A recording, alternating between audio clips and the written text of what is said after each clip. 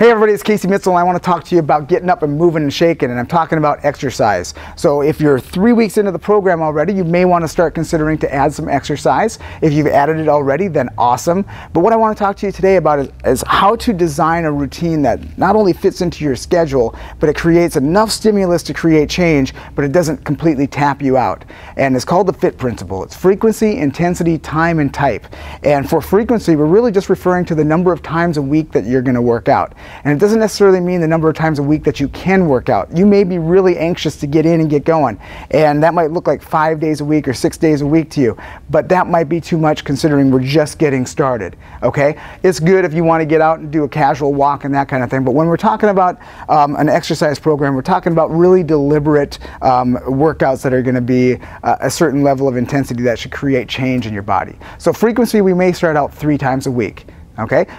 When we get into the intensity, the I of FIT, then we're looking at the intensity. And that might be 120 beats per minute. We may take it up to 130, 140. It depends on what your perceived exertion is and where you're starting from. Okay, but that's how hard you're going. The time is going to be how long can you go. And that might be a 20-minute start. So you're starting out doing resistance training for 20 minutes.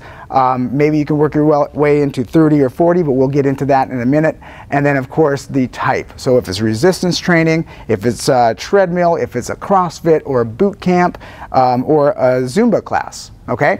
So now when your schedule starts to get a little bit tight and we want to find out ways that we can continue to add more exercise, we take a look at each one of those variables and we grab the one that's going to be the most, that makes the most sense for your schedule. So let's say that you want to add that 4th day, then great, we'll add that 4th day as an increment of progression into your frequency.